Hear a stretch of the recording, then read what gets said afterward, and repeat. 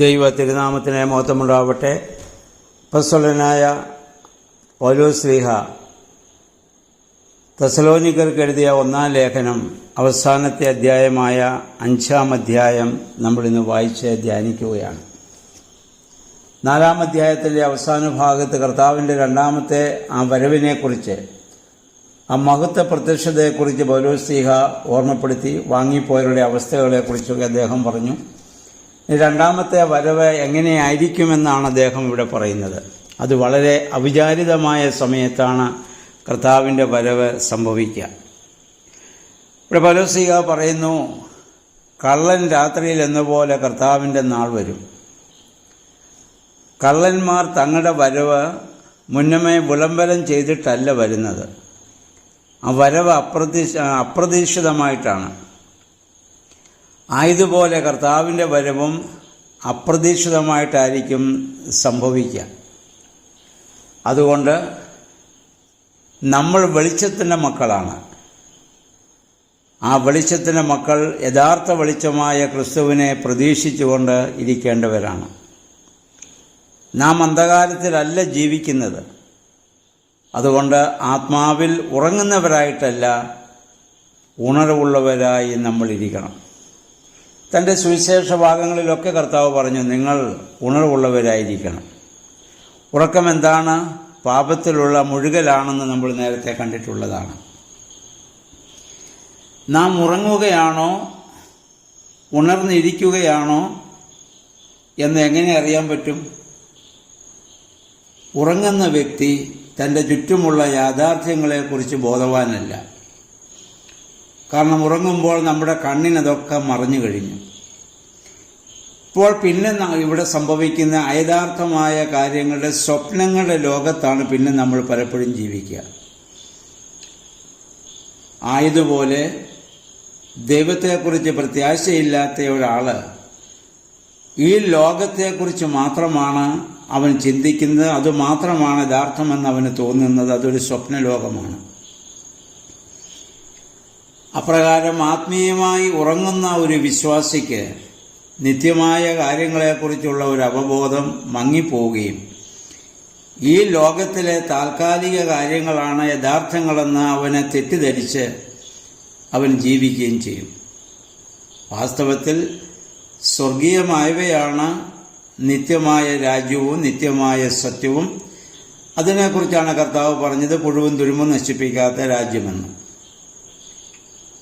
ആ 3-ാം സ്വർഗത്തോളം എടുക്കപ്പെട്ടവനായ പൗലോസ് ശ്ലീഹ പിന്നെ പറഞ്ഞതൊക്കെ നമ്മൾ ഇതിനു മുമ്പ് ചിന്തിച്ചതാണ്. രാജ്യവും പൗരത്വവും ഇവിടുന്ന് വ്യത്യസ്തമായൊരു ഭവനവും ഒക്കെ അദ്ദേഹം കാണുകയുണ്ടായി. അപ്പം അങ്ങനെ ഉറങ്ങുന്ന ഒരു വ്യക്തിക്ക് കർത്താവിൻ്റെ വരവ് തികച്ചും അപ്രതീക്ഷിതമായിരിക്കും. എന്നാൽ പൗലോസ് ശ്ലീഹ പറയുന്നത്, നമ്മളോ ആ ദിവസത്തിനായ ആകാംക്ഷയോടെ കാത്തിരിക്കുകയാണ്. ആ ആകാംക്ഷയോടെ കാത്തിരിക്കുന്നവർക്കാണ് ഒന്നാമത്തെ പുനരുദ്ധാനത്തിൽ പങ്കാളിത്തം ലഭിക്കുന്നതെന്ന് ഇത് തൊട്ടുമുമ്പുള്ള അധ്യായത്തിൽ നമ്മൾ കണ്ടതാണ്. രണ്ടാമത് അദ്ദേഹം പറയുന്നു, ഒരു സ്ത്രീക്ക് പ്രസവവേദന വരുന്നത് പോലെയാണ്. അതുപോലെ നാശം പെട്ടെന്ന് വന്ന് സംഭവിക്കുമെന്നാണ്. നമുക്കറിയാം, ഒരു കുഞ്ഞിനെ പ്രസവിക്കുന്നതിന് മുൻപ് മണിക്കൂറുകൾ നീണ്ടു നിൽക്കുന്ന പ്രസവവേദന അതിൻ്റെ അമ്മ അനുഭവിക്കേണ്ടി വരുന്നുണ്ട്. അതിനുശേഷം മാത്രമാണ് കുഞ്ഞ് പുറത്തേക്ക് വരുന്നത്. എന്ന് പറഞ്ഞാൽ ക്രിസ്തു പ്രത്യക്ഷനാകുന്നതിന് മുൻപ് വേദന നിറഞ്ഞ കഷ്ടത്തിൻ്റെ ഒരു അനുഭവം ലോകത്തുണ്ടാകും. വേദനയുടെ അനുഭവം കൂടാതെ ഒരു കുഞ്ഞും ഈ ഭൂമിയിൽ ഇന്നേ ദിവസം വരെ ജനിച്ചിട്ടില്ല. അപ്പം വേദനാപൂർണമായ കഷ്ടം കൂടാതെ ആ കഷ്ടത്തിന് മുൻപ് ക്രിസ്തുവും പ്രത്യക്ഷപ്പെടുകയില്ല. ആ സമയത്തുണ്ടാകുന്ന കഷ്ടതയെക്കുറിച്ചാണ് മത്തായിയുടെ സുവിശേഷം 24-ാം അധ്യായത്തിലൊക്കെ കർത്താവ് വിശദമായി പറഞ്ഞിട്ടുണ്ട്. നമ്മൾ നേരത്തെ ചിന്തിച്ചിട്ടുള്ളതാണ്. ഇനി അതിൻ്റെ 12 മുതലുള്ള വാക്യങ്ങളിൽ പൗലോസ് ശ്ലീഹ പറയുന്നു, നമ്മുടെ ഇടയിൽ സുവിശേഷത്തിനു വേണ്ടി, ദൈവനാമ മഹത്വത്തിനു വേണ്ടി അധ്വാനിക്കുകയും പ്രബോധിക്കുകയും ചെയ്യുന്നവരെ ഏറ്റവും വിലമതിക്കുകയും അവരെ ബഹുമാനിക്കുകയും ആദരിക്കുകയും നിങ്ങൾ ചെയ്യണം. ഇടയെ ശുശ്രൂഷ ചെയ്യുന്ന മൂപ്പന്മാരെ, വചനം പഠിപ്പിച്ച് നമുക്ക് ഇത് നൽകുന്നവരെ, ഏറ്റവും വിലമതിക്കുകയും അവരെ ആദരിക്കുകയും ചെയ്യണം. നമ്മളൊരാളുടെ സാമ്പത്തികമായ ഒരു കടം നമ്മൾ കൊടുത്തു തീർക്കാനുള്ളതുപോലെ തന്നെയാണ് ബഹുമാനത്തിൻ്റെ കടവും. അപ്പം അത് നമ്മൾ ആ രീതിയിൽ അങ്ങനെയുള്ളവരെ നമ്മൾ കാണുകയും അവരെ ബഹുമാനിക്കുകയും ചെയ്യേണ്ടത് ആവശ്യമാണ്. അത് അപ്രകാരം പ്രവർത്തിക്കുന്ന ആളുകളെയാണ് ആദരിക്കാൻ പൗലോസ്ലീഹ ഇവിടെ പറയുന്നത്.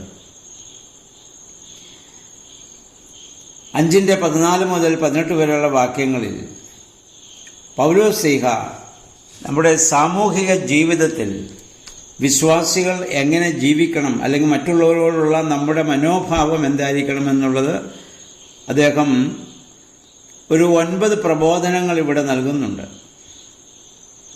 1. ക്രമം കെട്ടവരെ ബുദ്ധി ഉപദേശിക്കണം. ഒരുവൻ പാപം ചെയ്യുമ്പോൾ, അവൻ തെറ്റിലേക്ക് പോകുമ്പോൾ അവന് ബുദ്ധി ഉപദേശിച്ച് അവനെ നേരായ വഴിയിലേക്ക് കൊണ്ടുവരുവാനുള്ള ഉത്തരവാദിത്വം നമുക്കുണ്ട്. 2. ഉൾക്കരുത്തില്ലാത്തവരെ ധൈര്യപ്പെടുത്തണം. ചില ആളുകൾ ചെറിയ പ്രശ്നങ്ങൾ വന്നാൽ പോലും അവർ പെട്ടെന്ന് അങ്ങ് തകർന്നു പോകുന്നവരുണ്ട്. അവർക്ക് ദൈവവചനം പറഞ്ഞു കൊടുത്തും ദൈവത്തെക്കുറിച്ചുള്ള വിശ്വാസം അവർക്ക് നൽകിയും അവരെ ധൈര്യപ്പെടുത്താൻ നമുക്ക് സാധിക്കണം. 3. ബലഹീനരായവരെ സഹായിക്കണം. ശാരീരികമായും മാനസികമായും ആത്മീയമായും ഒക്കെ ബലഹീനതയുള്ള ധാരാളം ആളുകൾ നമുക്ക് ചുറ്റുമുണ്ട്. അവരെ ഉപദേശങ്ങൾ കൊണ്ടും സഹായങ്ങൾ കൊണ്ടും പ്രബോധനങ്ങൾ കൊണ്ടും അവരോട് ചേർന്ന് നിന്നും അവരെ സഹായിക്കാൻ നമുക്ക് സാധിക്കണം. പിന്നെ എല്ലാവരോടും ദീർഘക്ഷമ നമ്മൾ കാണിക്കണം. ക്ഷമിക്കുക എന്നുള്ളത് വലിയ ഒരു അനുഗ്രഹമാണ്. അതെല്ലാവർക്കും എപ്പോഴും സാധിക്കുകയില്ല. ഞാൻ പറഞ്ഞു, ക്ഷമിക്കാനുള്ള മാർഗം തെറ്റ് ചെയ്യുന്നവൻ ബലഹീനനാണെന്ന് നമ്മൾ മനസ്സിലാക്കിയാൽ മാത്രമേ അവരോട് ക്ഷമിക്കാൻ സാധിക്കത്തുള്ളൂ. അതുകൊണ്ടാണ് കർത്താവ് കാലുകളുടെ നെറിയിൽ കിടന്ന് ക്രൂശിച്ചവരെ നോക്കി കർത്താവിന് പ്രാർത്ഥിക്കാൻ സാധിച്ചത്. അതുകൊണ്ടാണ് പിതാവേ, ഇവർ ചെയ്യുന്ന എന്തെന്നറിയായികയാൽ ഇവരോട് ക്ഷമിക്കണമേ എന്നാണ്. പിന്നെ പറയുന്നു, ആർക്കും തിന്മയ്ക്ക് പകരം തിന്മ ചെയ്യാതിരിക്കുക. തിന്മയ്ക്ക് പകരം തിന്മ ചെയ്യുന്നത് പൈശാചികമാണ്. തിന്മയ്ക്ക് പകരം നന്മ ചെയ്യുക എന്നുള്ളതാണ് ക്രിസ്തീയത. അതായത് യേശുക്രിസ്തു കാണിച്ചെന്ന മാതൃക ജീവിതം അതാണ് നമ്മൾ ഭൂമിയിൽ നമ്മൾ ചെയ്യേണ്ടത്. അപ്പോൾ മാത്രമേ തിന്മ ചെയ്തവന് മാനസാന്തരവും രൂപാന്തരവും ഉണ്ടാവുകയുള്ളൂ.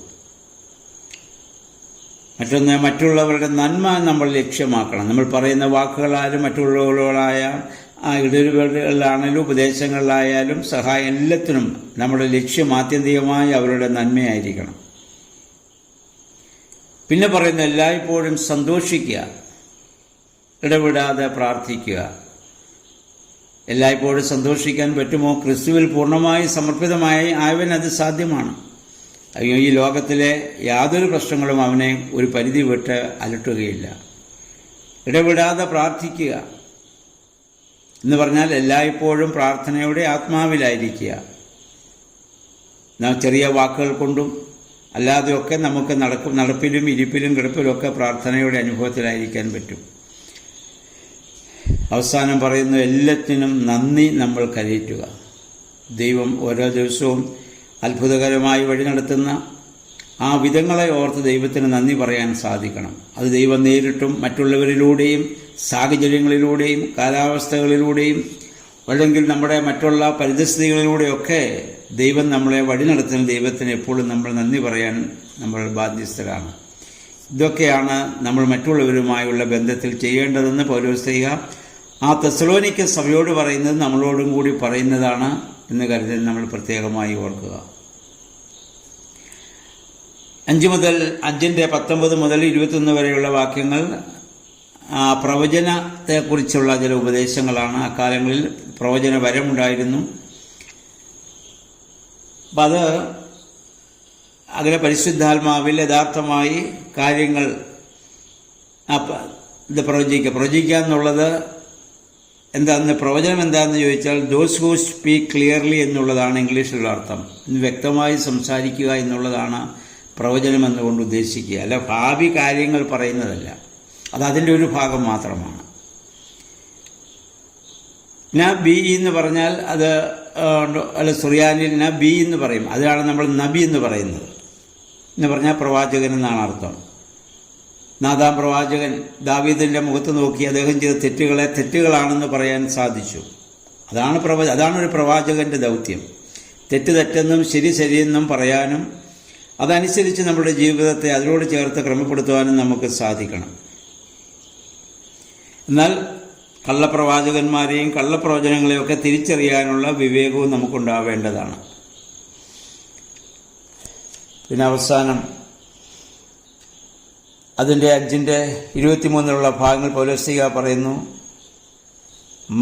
മനുഷ്യനിൽ 3 ഘടകങ്ങളുണ്ട്: ആത്മാവ്, പ്രാണൻ, ശരീരം. കാരണം മനുഷ്യൻ ദൈവം വസിക്കുന്ന ഒരു കൂടാരമാണ്. പഴയ നിയമത്തിൽ കാണുന്ന സമാഗമന കൂടാരത്തിന് തുല്യമാണ് ഓരോ മനുഷ്യനും. സമാഗമന കൂടാരത്തിൽ അതിവിശുദ്ധ സ്ഥലം, വിശുദ്ധ സ്ഥലം, പ്രാകാരം എന്നിങ്ങനെ 3 ഘടകങ്ങളുണ്ട്. ഇപ്രകാരം മനുഷ്യ ശരീരമാകുന്ന കൂടാരത്തിലും 3 അവസ്ഥകളുണ്ട്: ആത്മാവ്, ദേഹി, ദേഹം. സമാഗമന കൂടാരത്തിൽ ദൈവം വസിച്ചത് അതിവിശുദ്ധ സ്ഥലമാണ്. അതാണ് നമ്മളിലെ ആത്മാവിൻ്റെ അവസ്ഥ, ആത്മാവിൻ്റെ അനുഭവം എന്ന് പറയുന്നത്. അവിടെയാണ് ദൈവത്തിൻ്റെ വലിയ ചൈതന്യം നമുക്ക് അനുഭവിക്കാൻ സാധിക്കുന്നത്. അതാണ് മനുഷ്യ ശരീരത്തിലെ ഏറ്റവും പ്രധാനമായ ഭാഗമെന്ന് പറയുന്നത്. എന്നാൽ ദേഹിതലം എന്ന് പറയുന്നത് പ്രാണൻ എന്ന് പറഞ്ഞാൽ നമ്മുടെ മനസ്സും വികാരങ്ങളും ഇച്ഛയും ഒക്കെ സ്ഥിതി ചെയ്യുന്നതായ ഒരു സ്ഥലം. അതാണ് രണ്ടാമത്. മൂന്നാമത്തേത് ദേഹതലം. ഇതിൽ ദൈവം വസിക്കുന്നത് ആത്മതലത്തിലാണ്. ആ ആത്മതലത്തിലാണ് ദൈവത്തെ അതുകൊണ്ടാണ് കർത്താവ് ദൈവത്തെ ആരാധിക്കുന്നവൻ ആത്മാവിലും സത്യത്തിലും ആരാധിക്കാൻ കർത്താവ് പറഞ്ഞതും അതുകൊണ്ട് തന്നെയാണ്. അതുകൊണ്ട് ആ സമാഗമന കൂടാരത്തിലെ പോലെ പരിശുദ്ധ ത്രിത്വം, പിതാവ്, പുത്രൻ, പരിശുദ്ധാത്മാവ് എന്നതുപോലെ മനുഷ്യനിലും 3 ഘടകങ്ങൾ: ദേഹം, ദേഹി, ആത്മാവ്. ഈ 3 ഘടകങ്ങൾ നമ്മിലുണ്ട്. ഇത് പൗലോസ്ലീഹ കുറേ വ്യക്തമായി ഈ 23-ാം വാക്യത്തിൽ മറ്റ് ലേഖനങ്ങളിൽ വ്യത്യസ്തമായി കുറേ കൂടെ വ്യക്തമായി ഈ ലേഖനത്തിൽ പറയുന്നത് നമുക്ക് കാണാൻ സാധിക്കുന്നുണ്ട്. അപ്രകാരം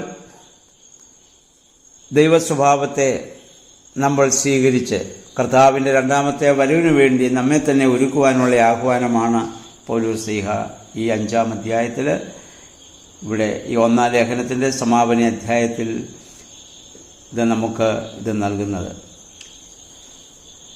നാളെ പെന്തിക്കോസ്തിക്ക് വേണ്ടി നമ്മൾ കാത്തിരിക്കുന്നതായ ദിവസങ്ങളാണല്ലോ.